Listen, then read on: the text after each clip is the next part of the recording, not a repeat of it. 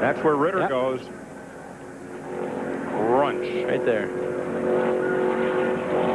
So Martin and Ritter get taken out in this turn 2 crash at lap 73. And what a helpless feeling Randall Rittle's got. He's coming through the corner, nowhere he can go. He gets clipped, doesn't even see it, because he didn't even know he was going to get hit. And then he's spinning backwards. Matt Yoakum? Well, Mike, you talked about Kim Ritter racing late models at Nashville Speedway. She obviously probably is not a happy camper right now, because while she's racing late models, the car that was on the racetrack today for Randall is her show car. They use this car as their show car, so pretty interesting story about how an ARCA car is her show car for the late model series husband and wife racing team. Steve Burns? Matt, Kevin Ray out today, had a great run going, broken right shock mount. Broken right shock mount. Kevin, tough day. You're from nearby east of Boga. Had a great run going. Yeah, we really did. The Richard Petty driving experience.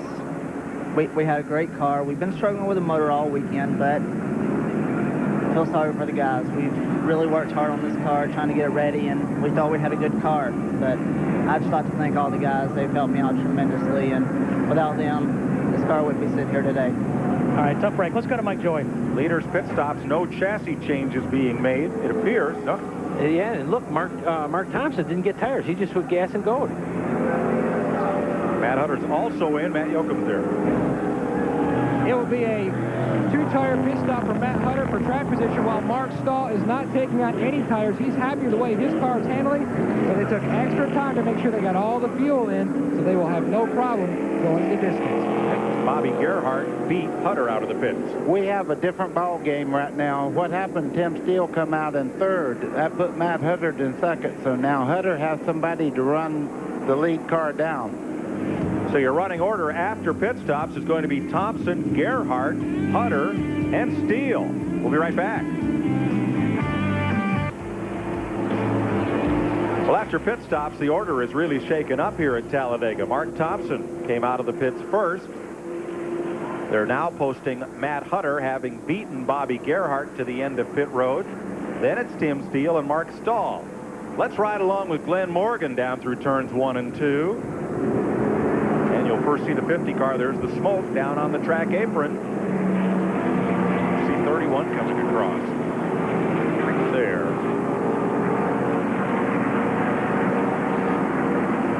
Morgan gets by safely as Ritter down in the infield grass. And is now on the rollback.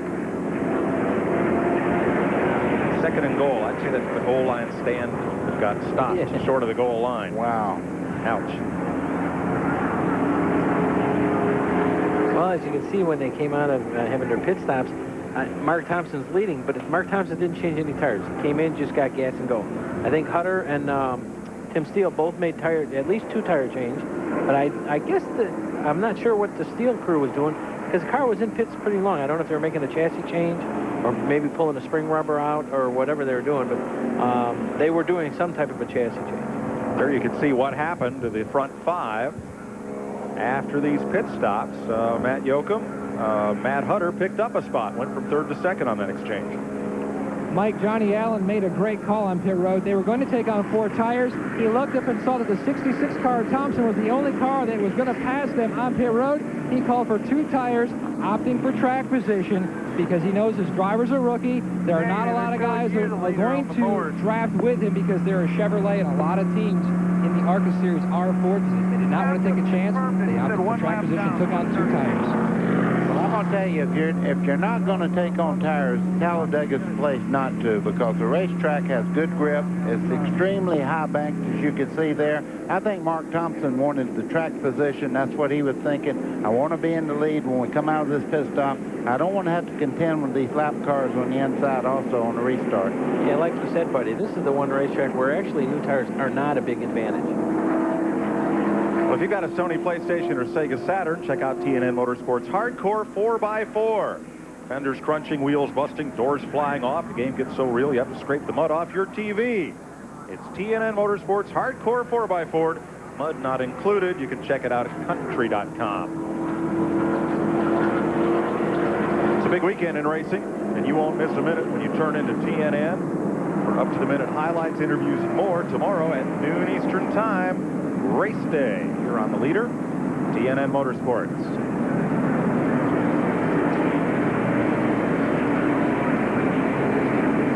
Set to go racing. 75 laps complete. Well, what do we got? We got 7 cars on the lead lap right now. There's a lot of fast cars down on the inside.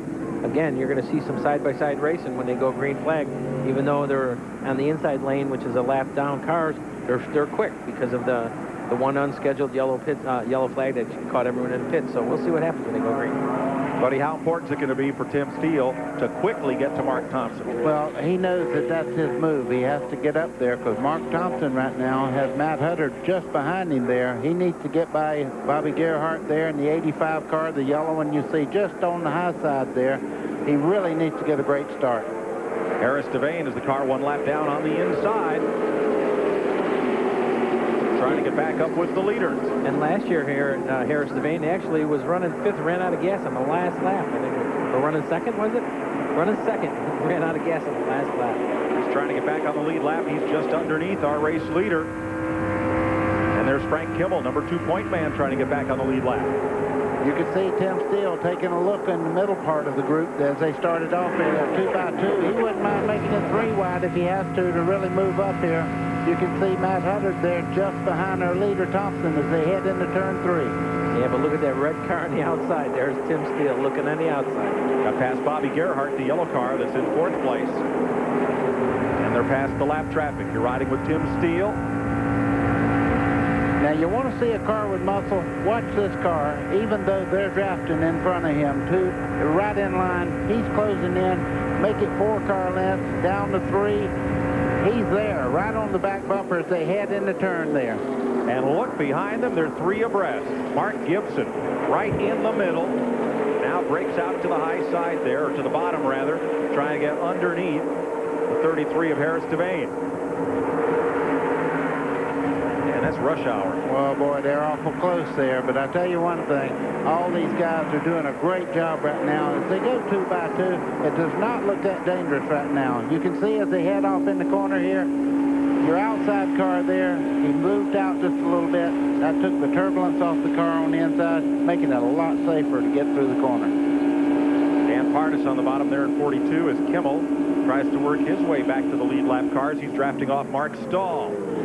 Yeah, the old saying is give and take, gentlemen. And right now, when you're running in this type of a group, you've got to have the courtesy of being able to give the guy next to you some room.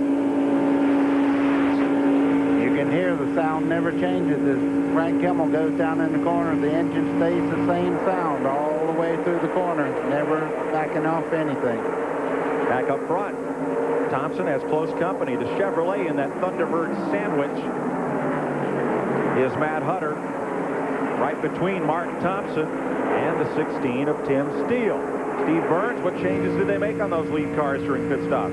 Hey, Mike, pretty interesting strategy. In fact, these teams are pitting back-to-back and watch each other. Now, the 66 of Mark Thompson, they just put gas in the car, no tires. In Tim Steele's pits, they put on right side tires. It took 3 rounds out of the left rear, making a chassis adjustment. Well, with these Hoosier tires, Bill, what will that do to the car? Not changing tires won't mean much at all to Mark Thompson up front, because like we said, this track is really easy on tires. But what's happening right here, right now, Matt Hutter's got to make sure that these 2 Fords don't get hooked up, because if Tim Steele gets around him, he gets hooked on Mark Thompson's bumper, they're going to leave. Well, like now. No, not quite. If I was in Matt Hutter's car running second right now, as you see, just what Bill talked about, here comes Steele on the inside. Now, Matt's going to fight back on the outside. The 2 cars running side by side, that only helps Thompson. Smart driving there. He dropped right back in, and you can see back underway. The only problem, he lost a position, and Tim Steele is now in second, and the 2 Fords are hooked up. And he's got to hope those 2 Fords together don't get away from his Chevrolet. 80 laps complete, 38 to go here at the world's fastest speedway. We'll be right back to Talladega after this.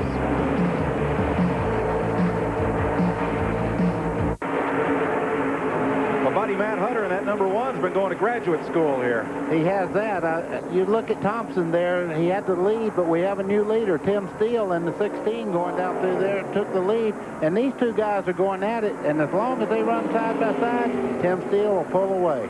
Steele's strength has been from turn 4 back to turn 1. in the 2 short shoots in the tri-oval, buddy, he's been at least a car length faster than the 2 men he's been racing with.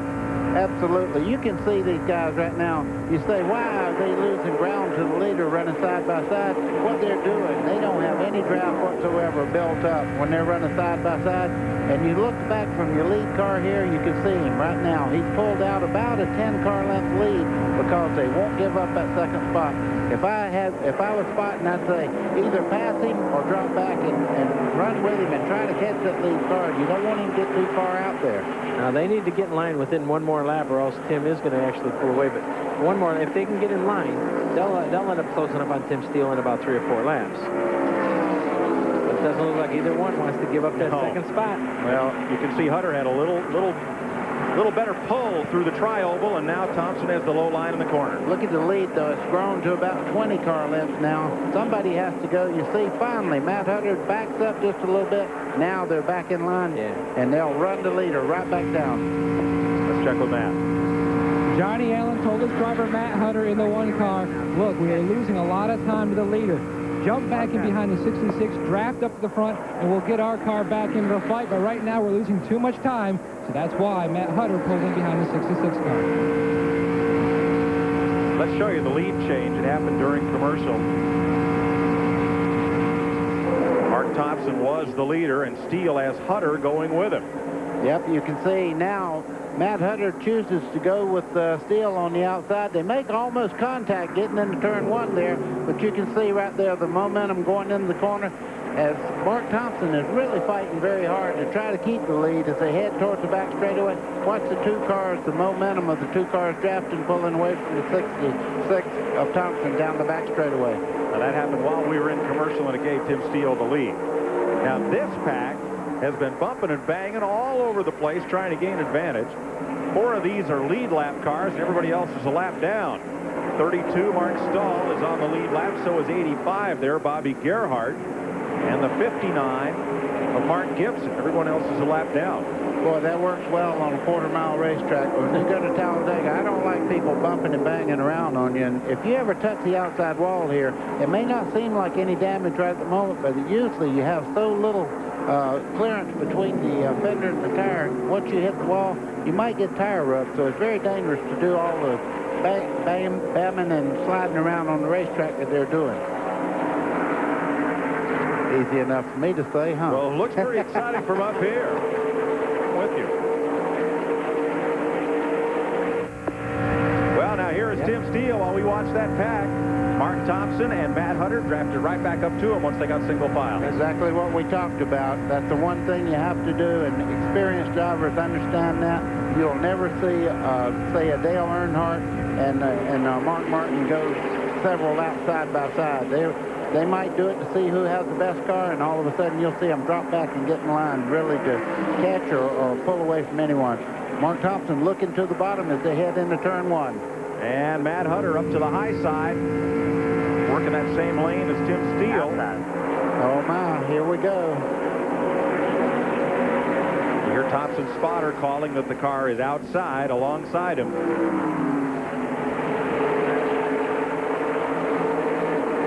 Space down on the apron, and there's Thompson. Gets himself pedaled back to 3rd spot.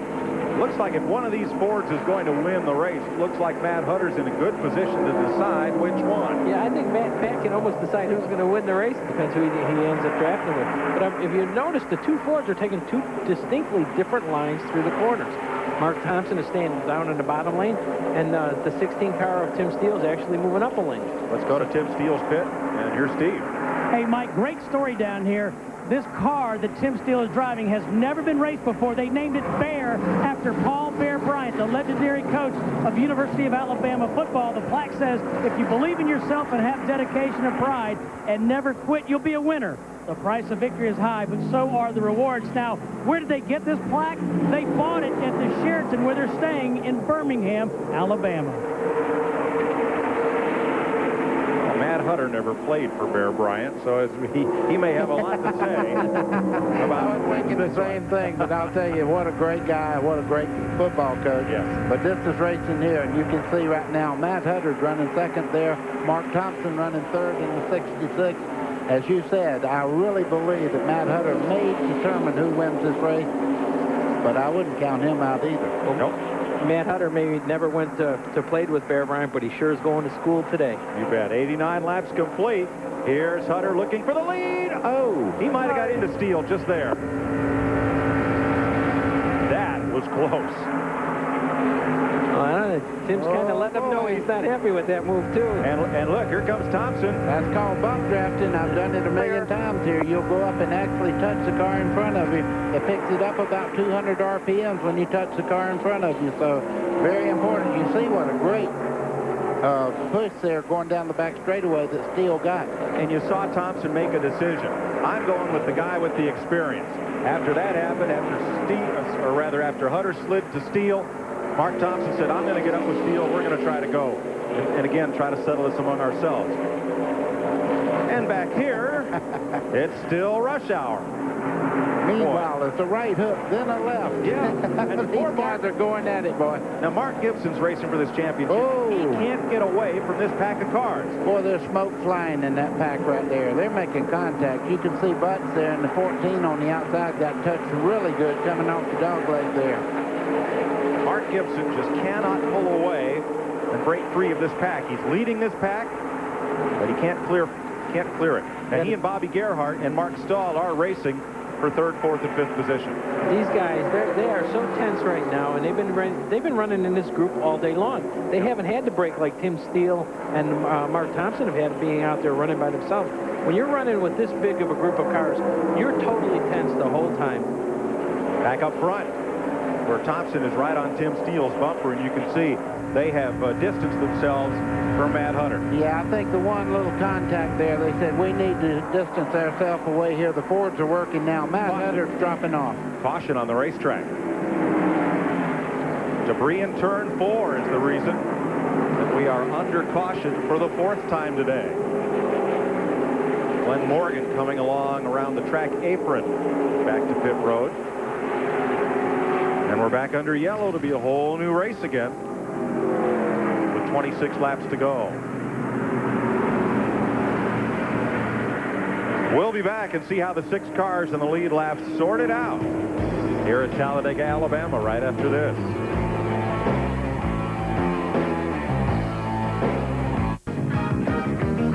Coming up later today on Hot Rod TV, they'll show you how to fix up the interior of your muscle car and profile the intake king, Vic Edelbrock Jr. That's 4 o'clock Eastern time here on TNN Motorsports. And tomorrow, Winston Cup action at the fastest speedway on earth. The Die Hard 500 is live from Talladega, 12:30 Eastern time on CBS Sports. Still under caution for the debris up in turn number 4. Looks like we'll have another lap of yellow and then settle this one off. 24 laps to go at Talladega for the ARCA cars. We'll be right back.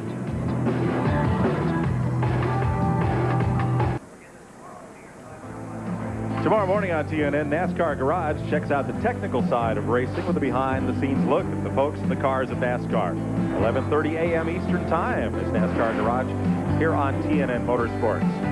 Now, you're riding with Frank Kimmel, the Advanced Auto Parts machine, and with Kimmel laboring in 14th place, Tim Steele could lock up the ARCA championship today, Matt. Well, Mike, they've struggled all weekend long. They're really not sure where to pinpoint the problem with this car. They're not sure if it's the motor or the body itself. Maybe it's not as aero as some of the other cars here this weekend. They're looking forward to next weekend when we go to a dirt track at Springfield on the mile. They think Frank will be pretty good there, and also at Atlanta. He was dominant there back in the spring. An interesting note about the sponsor on this car. This is the 2nd season for Advanced Auto Parts to be on the car. How they got the sponsor? Well, they just put an ad in a national business journal. I can't tell you which one it is because the owner, Larry Clement, told me, don't give away my secret on how I got the sponsor. But I'll tell you what, it happens to have a name that's very similar to one in New York City. You kind of get the hint. Well, it pays to advertise. New York City? Well, that's where Wall Street is, you know? Yeah. And Frank Kimmel. Well, I thought they were making pecani sauce or something. All right. Tim Steele, Mark Thompson, Tim Steele have been your leaders today. There's There's a look at the lead changes as we get set to go back to green. On the lead lap, Tim Steele in 16, Mark Thompson 66. The number 1 of Matt Hutter, the 59, third place point man Mark Gibson, the 85 of Bobby Gerhart, and the 32 of Mark Stahl. Those are your lead lap cars. 1 lap down, Harris Devane, Josh Baltus, Greg Butts, and C.W. Smith. That's the way they're running here at Talladega. They're going to take 1 more lap under caution here. No restart. So we'll be right back after this word.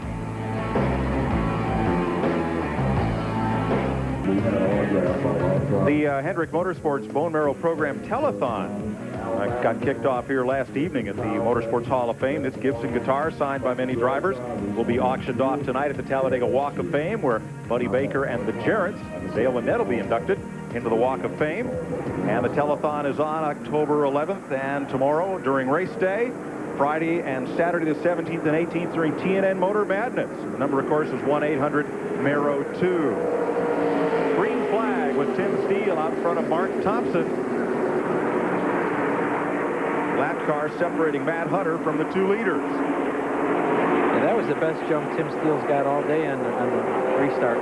He really pulled everyone by about 2 or 3 car lengths. You know, you watch Tim Steele, and he gets more aggressive as the race goes along, and restarts are so important. Dale Earnhardt's used it to his advantage in Winston Cup many, many times.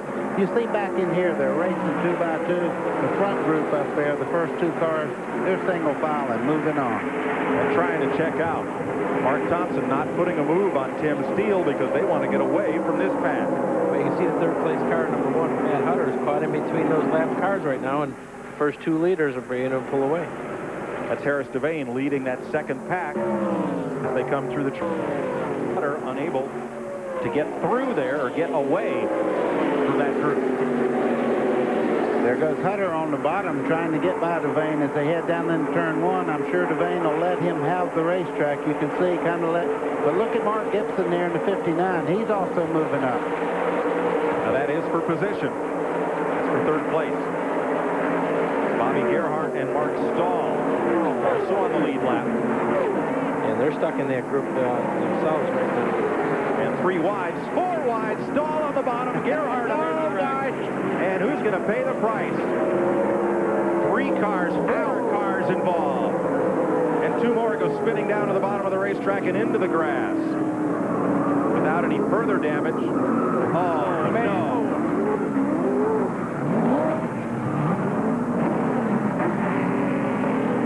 A race action that took a fraction of a second to start. A long, long time to end. This car came flying into the tail end of that incident, still at full throttle.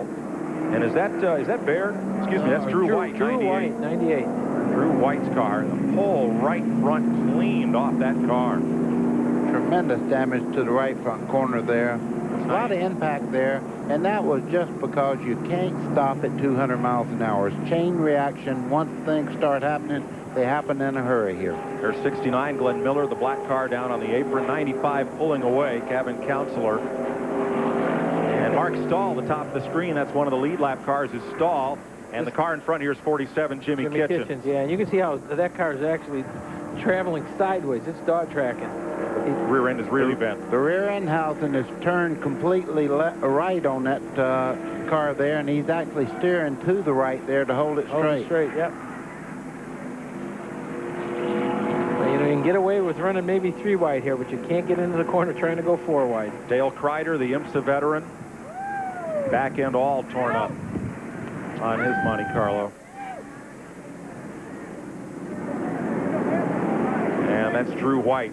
And White probably had the hardest hit of anyone, as you can see by all the sheet metal ripped off and the frame radiator bent back.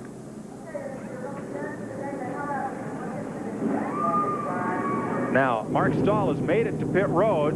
They're checking the steering, trying to make sure everything's free there, Matt. Well, they're looking over the right front. Well, this is a disappointing day for these guys. They thought they had a pretty good shot at victory. They ran 5th at Daytona. They changed the nose. They updated it to a 97. They thought it would be more sleek for the aerodynamic track like Talladega. And boy, they are really disappointed. They thought they had a great shot today. They're not really sure if there's any damage underneath the fender. Right now, the tire looks like it was down on the inner liner. But, boy, disappointing day for these guys. Well, now it looks like Mark Stahl may lap. He is. So he is still looking at a possible top 5 finish, which would be the 3rd of his career in ARCA. He just beat the pace car out of the pits. As he was coming out of the pits, the pace car was just coming by. He was able to keep the car in the lead lap, and he still got a good shot for a top 5. Gavin Counselor, the Sherwin-Williams Ford. Let's show you first what Frank Kimmel saw in the middle of this pack.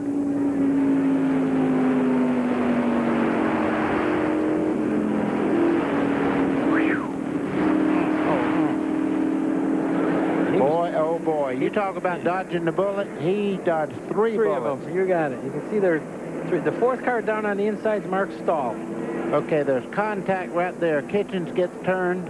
The 32 car there, that is Mark Stahl gets collected, and from back in the pack there, everybody's just making contact, as you see there. Hard contact. 17, the black car, Mike Cacchetti. Mike Cacchetti, yeah. And here comes Drew White, a long time after. Now, it looks like 47 might come down on Gibson, who can't go any lower. Right, no, Mark was caught in between 2 cars. He couldn't go any lower, so it almost looked like he got clipped on the nose. Greg Butch got through without incident. Boy, Gibson did a good job of hanging on. So did Dan Pardis. Now we'll show you what happened later on into it. Everybody sliding, and bam! Man, that's a hard lick. Drew Wright actually ran into Dale Kreider. Yes, that's right.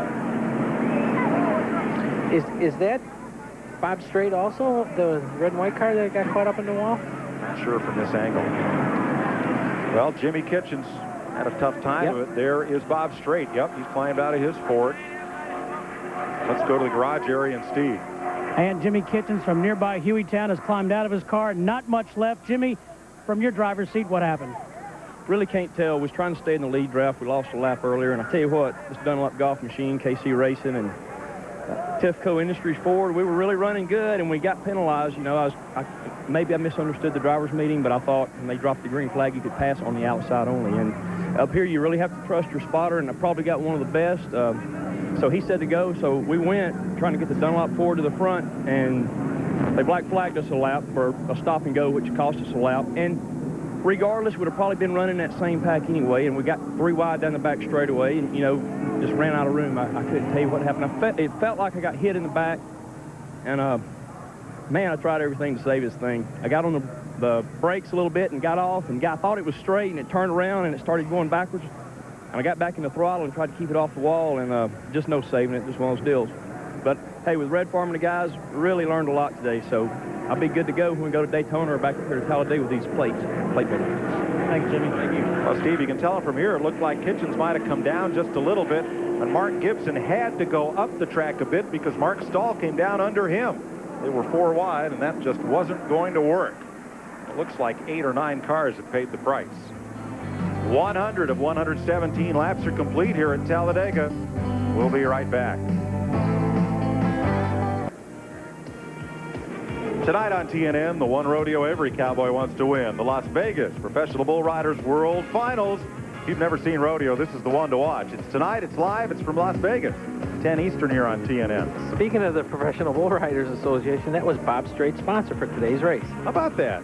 And then it's Motor Madness Friday night on TNN Motor Madness, the biggest, baddest demolition derby of the season. The Intergalactic Crunch-Off, Friday, 8 p.m. Eastern on TNN Motorsports, of course. Well, as they pull Dale Kreider's car away, Bill Venturini, take us through this in-car ride. Yeah, we're riding with Frank Kimmel right now, going down the back straightaway, and he's looking going into 3, and all of a sudden you can see cars starting to bump side by side. Way down on the bottom, that's Mark Stahl. Now, Frank's actually dodging 2 bullets right there. Goes to the bottom, he sees another car on the bottom, one up on the wall. He's just kind of threading the needle right through the center. All right, buddy, one driver had a charmed life through here. Point him out to us here. Well, Craig Butts in the number 14, as they go down the back straightaway, that's him right here, and they start down in the corner. Let me tell you, being in the right place sometimes, that's everything. You can see Craig there as the trouble starts.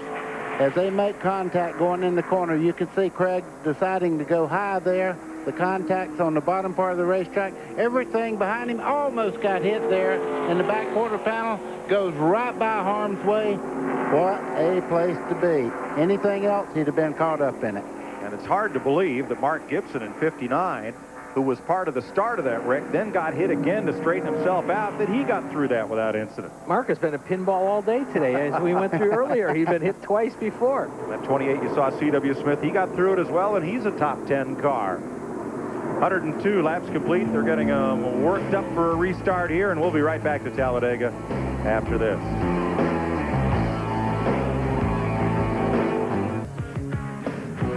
Getting set for a restart here at Talladega in the ARCA Bondo Marhide Supercar Series. One of the sponsors' products being used up in that garage area here today. Well, Tim Steele has kind of been the Jeff Gordon of ARCA. He's got 10 victories this year. He's the point leader. He'll likely win the championship. But you can see he doesn't get to go to the bank quite as often. Yeah, but I tell you what, he makes it up in heart. Yes. To win for this young driver is just as important as Jeff Gordon. And believe me, money has never been a factor with either one of those guys. They race with their heart. Tim Steele will make a good Winston Cup driver. Light out on the Pontiac Grand Prix safety car. That's Harris Devane down to the inside. And the Georgia Peanuts Ford. And they're helping on that Hendrick Motorsports Mero drive as well. Helping to kick that off. Getting set for a restart. 6 cars are on the lead lap, including Mark Stahl. The fender support on the right front of his car is broken and pushed in. Let's go to the leader's pits. Find out late race strategy. Steve Burns. Okay, Mike, just spoke to Chad Cummings, Tim Steele's crew chief. He says we think we're in real good shape. He says the car is good unless somebody gangs up on us with Mark Thompson. Just over here, Mark Thompson's pits. They're not sure. I mean, we need to keep an eye. They're not sure if they can go the entire way on gas. That last stop, they may not have got enough gas in the 66. Set to go on what could be the final restart here. 14. It'll be 13 laps to go at the line. Well, that second car on the inside, that number 14 car of Craig Butts, if he can get up when they get this restart and be able to hook up with that number 1 Matt Hutter, they'll have their team cars working together. Right. See if they can run those Fords now. Of all the restarts, this is the one that counts. Tim Steele knows that. Watch him rocket out of here to take the lead and get away from these lap cars as they head down to turn 1. Hutter is 3rd. Bobby Gerhardt is 4th. Mark Gibson is 5th. Mark Stahl is 6th. Good clean restart. Yeah, both Tim Steele and Mark Thompson got around Harris Devane, so now the 2 leaders are up front. Yeah, but here comes Butts on the bottom in that all-white machine, trying to come up and give his teammate, Matt Hutter in number 1, some help. And see if those 2 Chevys can run down the 2 Fords at the front. He needs to be actually tucked behind him and help him. That's not helping. That's not helping what he's doing right now. Well, Matt, you're down in that number 1 pit, and they got some help, but their teammate went right on by. You know that old saying, the only friend you have. Turned him. Actually, both cars. Hutter turned the 14. They both got together and go slamming to the inside wall and out into the tri-oval area. Caution, of course, waves. Both cars come to a halt. Matt Yoakum, what happened? Well, Mike, I talked to James Finch. He said, don't worry about us trying to get the 14-1 cars together. They're both rookie drivers. We want them just to get some on-track experience. Unfortunately, they both got together. Evidently, Craig was going to try to help out Matt Hutter get up to the front and race the Fords. But as you can see, the day obviously ending on a less than stellar note. Buddy, from here, it's a long lens from here. But did it look as if they were trying to get in line and just weren't cleared? No? Hard to say. Let's wait for the replay. There's Matt Hutter. I can tell you this, both of them hit extremely hard on the inside of the wall there. That's the main concern now. You can see right there that Matt Hutter on the outside, Butts in the 14 car there on the inside. As they start to come off turn 4, you can see Butts thinks he's clear there. As they start off, he's holding his line pretty good. Now, right there, they make contact. And I can't blame either driver there. I think they when they touched, it was at a place on the racetrack where everybody gets in trouble if you make contact. And this impact speed is likely 150 miles an hour still. And hitting that inside retaining wall, that's the one that hurt. I'm glad to see Matt Hutter was able, he was moving around in the car because he hit that side with the side of the wall, with the whole side of the driver's side of the car. Matt Yoakum's with the owner of both those cars, James Finch. Matt? Well, James, first off, you told me this is not what you wanted to have happen. You wanted both your rookie drivers just to log some laps, and voila, look what happened. Yeah, they were doing real good the lap before. But I don't know exactly what happened down there. I think maybe Greg got into Matt, but that's part of it. Next weekend, you're going to California with driver Kevin LePage. Are you hoping for some good chemistry for maybe next season, 1998? I hope so. You know, we're trying to get ready for the 98 Busch Grand National season, and, you know, we'll run a few ARCA races with a young driver. That's about it. Well, they're obviously disappointed. Back in May, interesting enough, they almost won the Busch Series race here with Tim Steele as the driver. Well, you saw Matt Hutter climb out of the car and walk to the ambulance okay. And look at the left side of that #1 car. It is just flat pancaked after a hard impact into the cement retaining wall, but he walked out okay. You know, I did that one time here leading a race coming off turn 4, and I thought the car on the inside of me knew that I was on the outside. It's a blind spot. The guy had millions of miles on the race. He had raced 1 million miles, but just for that one instance, he did not see me on that right rear corner, and I come off and thought he knew I was there, and we made contact, and we started about a 12-car pileup down the front straightaway. But you know what really amazes me is James Finch. Here he's got 2 good rookie drivers, 2 good cars. They both wrecked. That accident cost him $100,000. He's smiling. I got to give him credit. He wasn't upset. He says, well, we'll just go on until next year.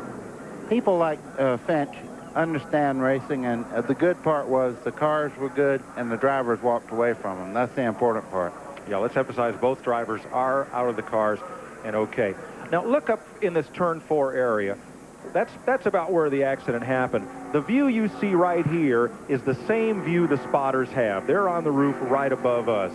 And it's a long way down there, and it's a long way to call the proximity of those race cars. What a good point you make, Mike, because where we're standing and looking into that corner, we can't tell if that car's clear or not. So that spotter, maybe he told him it was, maybe he didn't. He couldn't see for sure. Well, I have a different theory on that. I think you would say Matt Hutter was in 3rd. Your team car's behind you. Give him room, let him go. Yeah, You'd have to agree. I agree. I think they should have actually gotten in line and worked a little better together. But they're both rookies, and they both learned. The final responsibility rests with the 2 drivers, not with their spotters or the crews. We're under caution at Talladega, and we'll be right back. There are 5 cars on the lead lap, and 2 of them have been involved in the biggest incident of the day. Mark Stahl and Mark Gibson, both racing hopefuls for the, or rather Gibson hopeful for the ARCA championship. Bobby Gerhardt, the only yellow car up in that lead pack, is 3rd. Behind this man, Tim Steele, and 66 Mark Thompson. Well, you're looking back at Mark Thompson. If there was any question about whether he could make it on fuel, this really helped the caution. You know, cautions hurt a lot of people, but they help other people. Mark Thompson, I don't think, has a fuel problem anymore. Well, let's show you how some of the other cars got through this one. There's Gerhardt, the yellow car, right behind. Woof. And Gerhardt almost looked like he was going to try and accelerate down to the inside. He had better judgment, and he actually backed off of it.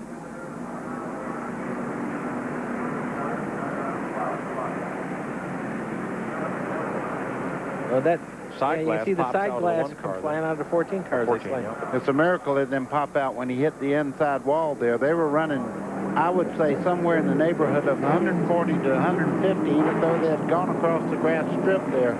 So that was a hard impact. Both cars extremely damaged. You can't tell me that when we slide across the racetrack and hit that grass, that car feels like it accelerates. You're exactly right. Due to the length of today's race, we're going to run over a bit, and my classic car will be joined in progress after we're done here at Talladega. Harris Devane trying to get back on the lead lap, number 33. He'll be on the inside when they get the restart, and it'll be 8 laps to the checkered flag. And they've waved off the restart once again. Devane, with one top 5 finish this season at Atlanta, making his 3rd start. So we'll have another lap of caution. There are the lead lap cars lined up on the outside. And everybody a lap or more down to the inside. That's Mark Thompson's pit.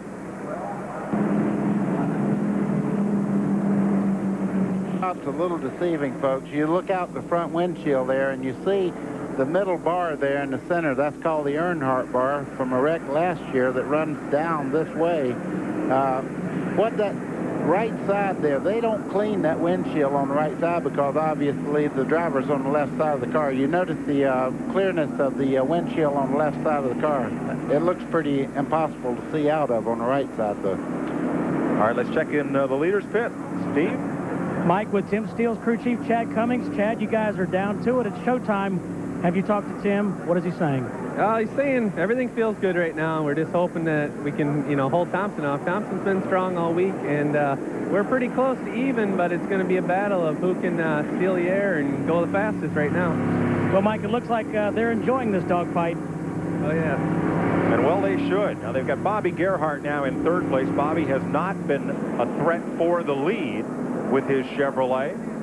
And he's got Mark Stahl and Mark Gibson right behind. You could hear Tim Steele just a second ago. With restrictor plate motors, you never want to keep a constant RPM. You could hear him going up and down on the throttle, getting fuel in there, because with that small opening where the fuel and air go through, if you hold one constant RPM there, it'll burn the top out of the piston. So you can hear him going back and forth, back and forth. So is he trying to hit the squirters and get more fuel in there so he doesn't lean out the top of the That's the first thing they tell you when you test. Don't ride around here at one constant speed. You'll burn a piston. Keep pumping the accelerator pump, and that keeps some extra raw fuel in it, which will keep it from going lean. Unless that speed is flat out. Yeah, well, right. Then you're getting the max of everything you can get, all the fuel and all the air. With a restrictor plate, it's like trying to take an air-fuel mixture the size of a grapefruit, the volume of a grapefruit, and stuff it through a hole the size of a lemon. More like a thimble. It's a pretty small opening. Yeah, and just this race, they've gone to a smaller restrictor plate for the ARCA cars than they've ever had. So it's been a little different for a lot of these guys. So if we take the green flag at lap 110, it'll be a 7-lap sprint. I think we're going to have 2 races here. The 2 front Fords for the lead, and the next 3 cars are going to probably get gathered up and run for second. It never changes, but right here, this is I said before, this is the most important restart. As you see Tim Steele really getting on the accelerator. Devane in 33 there on the inside. Mark Thompson going with him there. You can see they're very close going into turn 1. You heard the spotter for Tim Steele call clear down, and he dropped right to the bottom of the racetrack to take the draft away from Mark Thompson on the high side, and did it. That was strictly just an air move so that Mark Thompson couldn't catch the air off of Tim Steele. There's Gerhart in yellow, the 3rd place car. Now it's a single file draft once again. Mark Stahl in 4th, Mark Gibson in 5th, Harris Devane in 6th. Down. That looks like a big lead, but watch it go away as Thompson there in the black car, the 2nd car there, moving in on Tim Steele. He's broken away from Devane enough to really utilize the draft of the lead car of Steele now. And as Tim ran down the back straightaway in the last lap, you saw him actually try to snake down to the bottom. Light stuck on. Don't pay any attention to it. Race. If he starts to do it again, you'll see Mark starting to close up on him already. A good battle back behind them. There's Mark Gibson in the middle of that. I don't know what car that is that Mark Gibson's driving, but it's got to be built like a tank. He's been in 2 or 3 incidents today, and the car is still, it must have some Timex in it. It's had a bunch of lickings and keeps on ticking. Mark Thompson to the outside, having a look at fresh air on the outside of Tim Steele. He was able to definitely run him down in 1 lap, so I don't know where we're going to see here. Tim's not able to run away and hide like he thought he would be able to. Okay, what you're looking at right now, Mark Thompson has a great race car, but he only likes to run low. If I were Tim Steele, I'd look in the mirror and see where my good points are. I would use that on the last lap. They're feeling each other out now. This is all power moves to use on the last lap. 51-76. Buddy, from what I've seen, Tim Steele is fastest from turn 4 to turn 1, but Thompson has an edge here in the banking of 1 and 2 and in 3 and 4. Okay, Mark Thompson went up, did not gain any ground. He dropped to the bottom of the racetrack. Now he's gaining just a little bit as they come off the corner. These are all things you log. So when you make that charge on the last lap, whether it works or not. But hey, look, he's trying to make it now. He was strong through the banking. Steele has the straightaway speed. They go back up in the banking of turns 3 and 4. This should be Thompson's advantage. When they get back to the straightaway, call it advantage Steele. It all ends up to pretty even. Well, it does, but you don't know what Mark Thompson's doing right now. He's trying every different approach on Tim Steele right now. He knows he has a just as equally or maybe just a little bit faster. But let me tell you, I've asked 100 drivers here with restrictor plate racing, where would you want to be on the last lap? And they said up front, first. Yeah, we used to say second or third was better, but not anymore. You want to be up front. You can block for 1 or 2 laps. I wonder if Thompson would draft off Steele all the way down the straightaway. He's going to the outside this time. Well, he's not leaving anything unturned here. He moves to the outside, inside, to see whether he has a race car that he could do the move without using the draft. I don't think he can. I think he needs to utilize a lot of air current off the lead car if he's going to pass it. Thompson to the inside, sweeps back across. Is he trying to loosen up the back end of Steele's? I don't know. He's taking a line off of Ford that I've never seen anyone take right now. So I don't know if Mark's actually trying to screw up Tim or if his car's actually working faster down there. Might be that Ron Bouchard line. Remember that great Talladega victory. Well, this guy right here in the 66 is a jet pilot. He knows a lot about drafting and a lot about wind current. So whatever he's doing right now looks wrong to me, because I would be in the slipstream. I wouldn't be on the outside or inside. I would be pulling up on him, seeing if I could get enough run on him at the end of the straightaways. But right now, hey, I'm not going to question it. He's sticking with him. Well, I would agree. But that time, Tim Steele changed lanes twice down, doing the Neil Bonnet down the back straightaway. Serpentine, serpentine. There he goes again. They're down to the inside, sweeps back way up in the tri-oval. That may provide a little opening for Thompson to get real close here. Buddy. Well, let's talk about this. We still have 3 to go. Has he really showed everybody how much power he has right now? You see he's high now. He'll drop to the bottom here. He's trying to see if he can get a run coming off the turn. Now it's 2 laps to go as they came across the stripe. There's Thompson trying his own way down the back straightaway. And here sweeps up high. Same move that they've tried the last 2 laps. Well, we won't have to ask this question very long with just 2 laps to go. We're going to see who's got the muscle now. Only going to have to ask one more time. Off turn 4, through the tri-oval, and on the short chute, they'll wave 1 lap to go. Okay, now you see he is a mirror image as they go down through this dog leg here. White flag last time around. Oh, and now Steele's running low on the racetrack, and now he slides up just a little bit. Boy, oh boy. Last time we have to worry about the back straightaway. That's a new approach to it right there. You see Steele coming to the inside. Mark Thompson goes to the outside. Close, but is he close enough? I don't think he is. And like I said, Tim Steele can make that car 40 feet wide if he has to. It's a good thing I'm not the spotter for Mark Thompson. I'd sound like an auctioneer right now, because I'd be telling them you got to use the draft. You must use it. He's closing in down the front straightaway. Tim Steele drops it down to the white line. Mark Thompson got him in his gun sights. He is close. He's a car length away from victory. Steele will win it. Mark Thompson is second. Bobby Gerhart, Mark Gibson, Mark Stahl.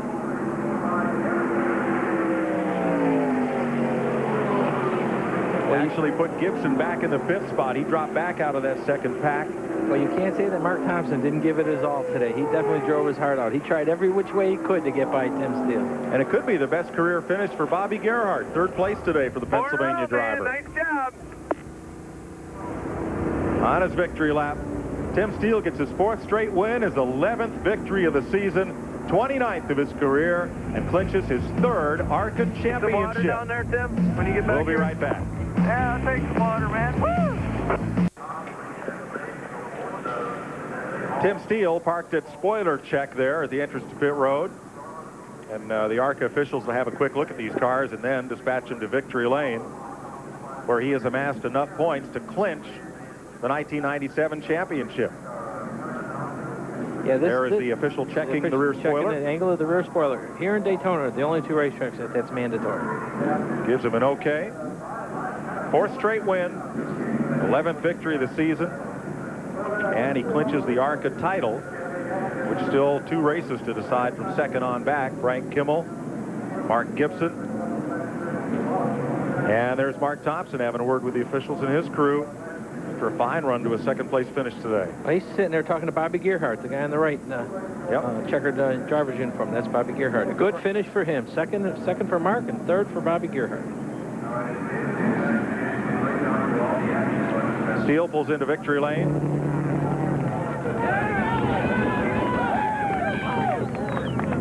Harris Devane finishes 6th. 7th to C.W. Smith unofficially. 8th to Dan Pardis. 9th to Josh Baltus. And 10th to the point standing runner-up Frank Kimmel. Again unofficially Joel White. He is 11th and Jeff Finley 12th. Those are all unofficial. Matt Yocum's in victory lane with the new defending and once again ARCA champion Tim Steele. Jubilation running wild. Tim Steele wins a wild one. Whoa! Woo! The wild Gatorade shower. Congratulations, champ. You clinch it again. Thank you, man. It was, man, I owe this one, I think, to Matt Hutter. You know, he helped me out there get by Thompson. I don't think I really had nothing for Mark there, but, you know, Matt helped me out. And, you know, Ernie Elliott built us an awesome piece for this race. It's, the guy's done a heck of a job for me. HS Dye, Simlake, all the sponsors, man. It's great. Finally won this 4 in a row, finally. And it's, these guys, they didn't sleep much before this race. They've been working their butts off, and they won this race for me. Well, congratulations, his 11th win of the 97 season. Mike? Tim Steele brings his Ford to victory lane. And we'll be back to wrap up here from Talladega right after this word.